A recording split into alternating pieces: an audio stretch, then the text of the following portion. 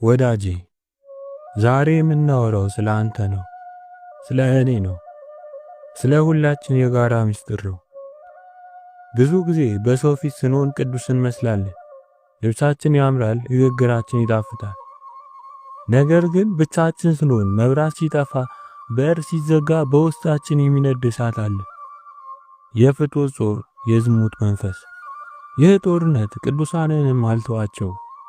እንቅልፍ የሚነሳ ልብን የሚያቃጥል ተሸነፍ እያለ የሚወተውት ድምጽ። ብዙዎቻችን እግዚአብሔር ትቶኛል ማለት ነው። ለምንድን ነው የቆሻሻ ሐሳብ ሁሌ የሚመጣብኝ ብለን እንጨነቃለን። ዛሬ ግን መልስ ይዘን መጥተናል።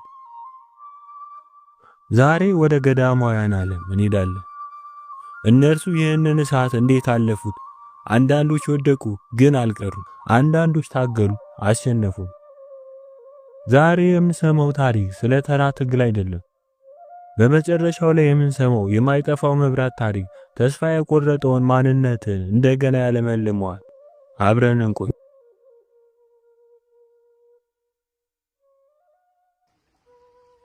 አንድ ወንድም ነበር።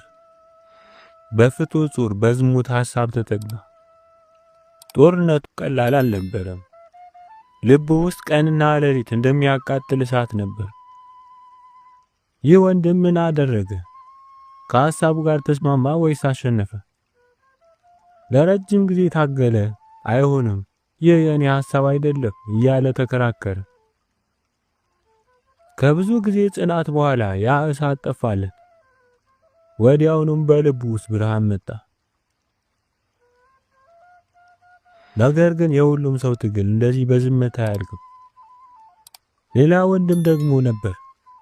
ፈተናው መጣበት፣ አልቻለም። በሌሊት ተነስቶ ወደ አንድ አባት ሄደ። አባቴ ጠላት እኮ አቃጠለኝ፣ ሐሳቡ ረፍት ነሳኝ አላቸው። አረጋዊው አጽናኑት። አይዞ ልጅ ያልፋል ብለው መለሱት። ተመልሶ ሄደ። ግን ሐሳቡ አልሄደም፣ እንደገና ተመለሰ። አባቴ አሁንም መጣብኝ፣ አሁንም መለሱት። ይህን ደጋግሞ አደረገ። አባቱም አልሰለቹትም። አባታችን አንድ ሚስጥር ነገሩት። አይዞ አትፍራ፣ መንገድ አትሰው። ነገር ግን ርኩስ መንፈሱ በተዋጋ ጊዜ ሁሉ ወደ እኔ ናና ንገረኝ። ሰይጣን የሚጠላው ነገር ቢኖር መጋለጥን ነው። የወንድም ሐሳቡ በመጣ ቁጥር እየሄደ ሲናገር ሰይጣኑ አፈረ።